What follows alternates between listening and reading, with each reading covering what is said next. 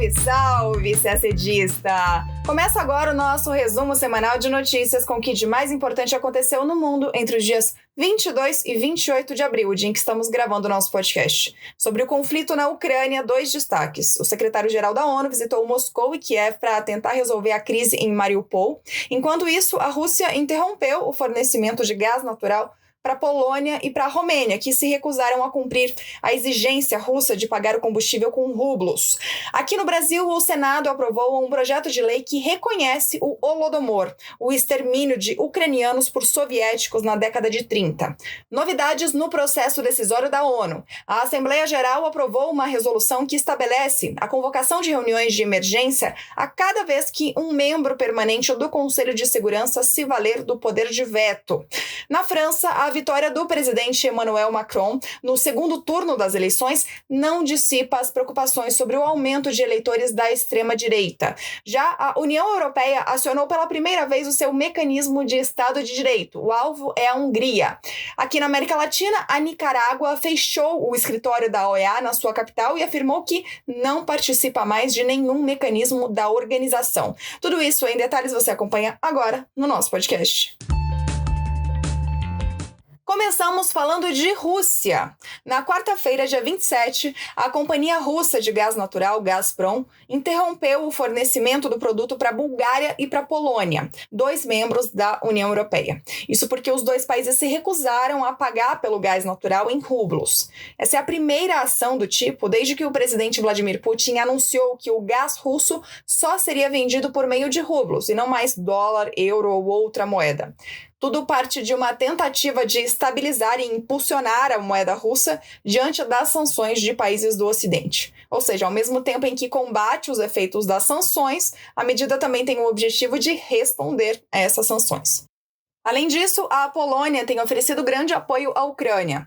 A Polônia foi o país que mais acolheu refugiados da guerra, serve de rota de transporte para armas enviadas por países do Ocidente à Ucrânia e nesta semana a Polônia também confirmou que enviará tanques para Kiev. Os governos da Bulgária e da Polônia afirmaram que o corte não irá afetar o consumo de gás doméstico. Inclusive, na segunda-feira, antes do corte feito pela Rússia, parlamentares da Bulgária anunciaram um acordo para substituir integralmente as importações de gás russo por meio de um gasoduto que chega por meio da Grécia. Essa medida deve valer a partir do verão europeu deste ano. Já a presidente da Comissão Europeia, Ursula von der Leyen, reiterou que o bloco está trabalhando para garantir fontes de energia alternativas ao gás russo. Von der Leyen também classificou de chantagem a iniciativa da Rússia de cortar o fornecimento de gás. Na quinta-feira, dia 28, funcionários do alto escalão da União Europeia disseram que todos os países membros do bloco concordaram em não pagar pelo gás russo em rublos.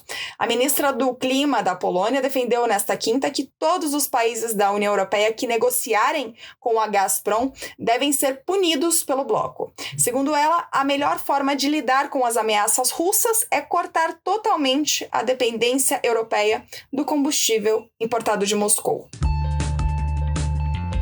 Ainda falando do conflito na Ucrânia, nesta quinta, dia 28, o secretário-geral da ONU, Antônio Guterres, visitou a capital ucraniana Kiev depois de ter se encontrado com o chanceler e o presidente russos na terça, em Moscou. Na Ucrânia, Guterres visitou cidades-chave no conflito nos arredores de Kiev. Ao ver os escombros, ele disse que a guerra é um absurdo no século XXI. Depois, Guterres se encontrou com o presidente ucraniano Volodymyr Zelensky. Após o encontro, ele falou com jornalistas sobre a situação delicada em Mariupol, no sul da Ucrânia. Ele disse que a situação em Mariupol é uma crise dentro de uma crise e que milhares de civis precisam de ajuda que garanta a sua sobrevivência. Ele disse que muitos deles são idosos, que precisam de atenção médica ou que têm mobilidade limitada e que precisam de uma rota para escapar do que ele classificou como apocalipse. Na semana passada, só para dar um contexto dessa situação em Mariupol, tropas russas tomaram o controle da cidade, só que milhares de civis e soldados ucranianos resistiram e se abrigaram dentro de uma siderurgia. Um dos principais objetivos da visita de Guterres aos governos dos dois lados do conflito é justamente negociar um corredor humanitário para que essas pessoas possam deixar essa fábrica com segurança. No mesmo dia da visita de Guterres, foram registrados ataques ao centro de Kiev. Jornalistas relataram que um andar de um prédio ficou em chamas, janelas ficaram quebradas e eles também relataram uma forte presença policial e de equipes de resgate. Zelensky afirmou que os bombardeios dizem muito sobre os esforços dos dirigentes russos para humilhar a ONU e tudo que a organização representa. Em sua visita a Moscou 2 dias antes, Guterres pediu ao presidente Vladimir Putin um cessar-fogo imediato na Ucrânia e uma investigação independente para apurar indícios de crimes de guerra cometidos por tropas russas. Ainda falando de Ucrânia, o Senado brasileiro aprovou um projeto de lei que reconhece o massacre praticado pela União Soviética contra a Ucrânia nos anos 30, no episódio que ficou marcado na história pelo nome de Holodomor. O projeto de lei ainda tem que ser votado na Câmara dos Deputados. Se a proposta virar lei, o Holodomor, que significa a grande fome ou fome-terror, será lembrado no Brasil no 4º sábado de novembro. Os historiadores estimam que entre 3,5 milhões e 7 milhões de ucranianos morreram depois que o líder da extinta União Soviética, Joseph Stalin, decidiu confiscar toda a produção agrícola da Ucrânia após a resistência de seus camponeses. Milhões foram exterminados ou levados para campos de trabalho forçados. Além disso, o governo russo puniu os cidadãos com multas pagas em gêneros alimentícios, proibiu a comercialização no país e impediu que os ucranianos pedissem ajuda aos países vizinhos. Na época, ali na década de 30, Stalin desejava transformar a antiga União Soviética em uma potência industrial com as exportações dos recursos agrícolas da Ucrânia. O relator do projeto afirmou que esse genocídio precisa ser lembrado como o Holocausto para que não se repita na história mundial. Além da própria Ucrânia, pelo menos 15 países consideram o Holodomor um genocídio do povo ucraniano. Entre eles estão Estados Unidos, Portugal, Canadá, Argentina, Colômbia, Paraguai, Peru, Equador e México.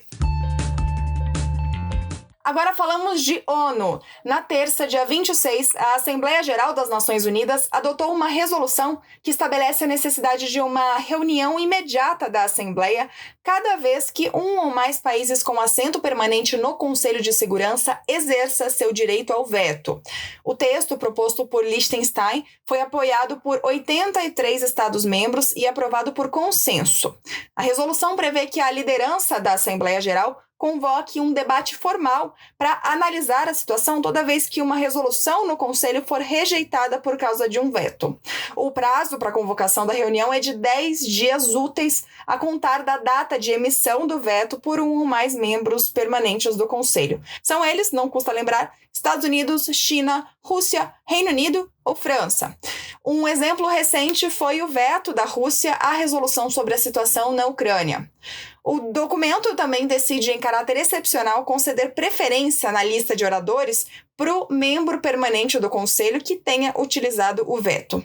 A resolução convida o Conselho de Segurança, de acordo com a Carta das Nações Unidas, a apresentar um relatório especial sobre o uso do veto em questão à Assembleia Geral, pelo menos 72 horas antes da discussão. Agora falamos das eleições na França. No domingo, dia 24, foi confirmada a vitória do atual presidente Emmanuel Macron sobre a candidata de extrema-direita Marine Le Pen.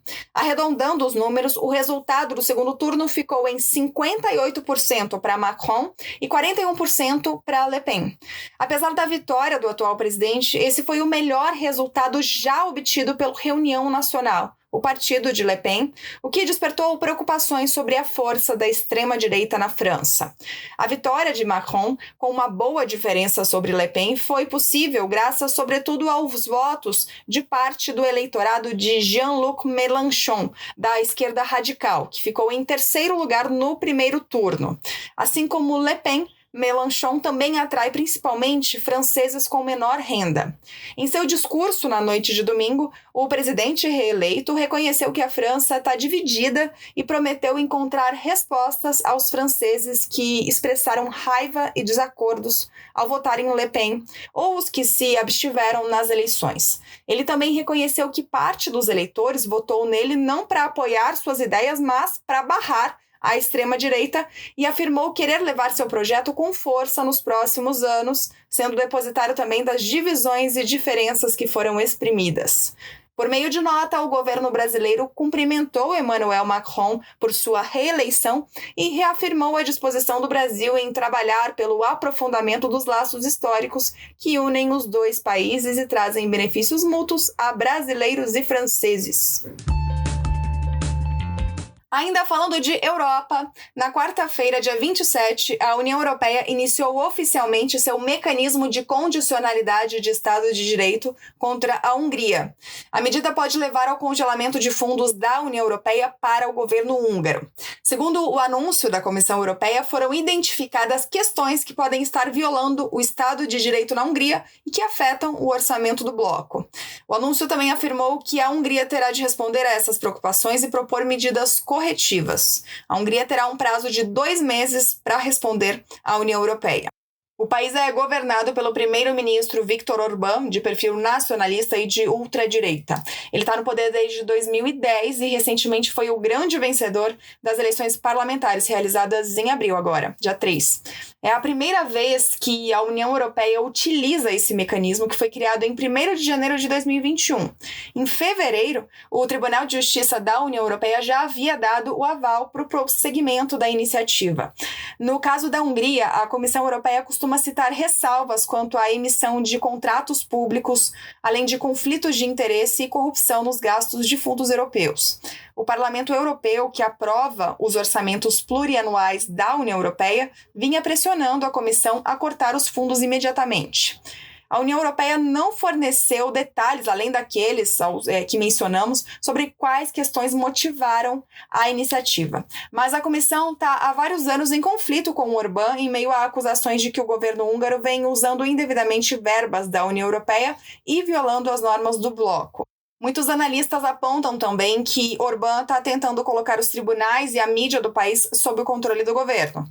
Em 2021, a União Europeia já havia suspendido a transferência de fundos de recuperação da pandemia no valor de 7 bilhões de euros, tanto para a Hungria quanto para a Polônia, por causa do recuo democrático e de corrupção em ambos os países.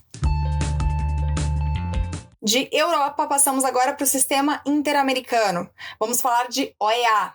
No domingo, dia 24, o governo da Nicarágua fechou o escritório da Organização dos Estados Americanos em Manágua, sua capital, e adiantou a saída dos representantes nicaragüenses da organização.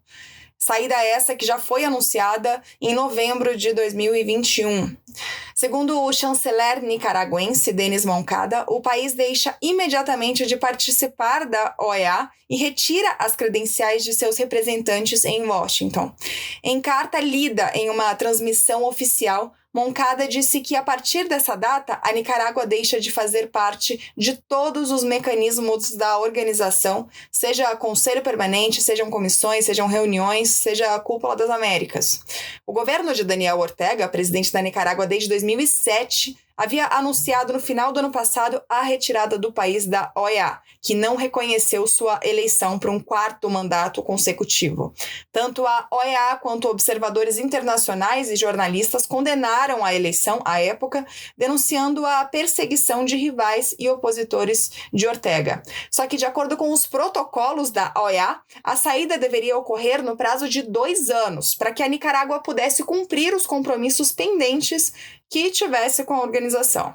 E a OEA, em comunicado se manifestando contra a atitude da Nicarágua desse último fim de semana, fez questão de lembrar isso. Segundo o comunicado, por enquanto, a Nicarágua é sim membro pleno e deve cumprir todos os seus compromissos. A OEA também exigiu respeito às obrigações que regem atualmente sua relação com a organização. E a gente termina o nosso podcast por aqui. Uma ótima semana, bons estudos e até sexta-feira que vem.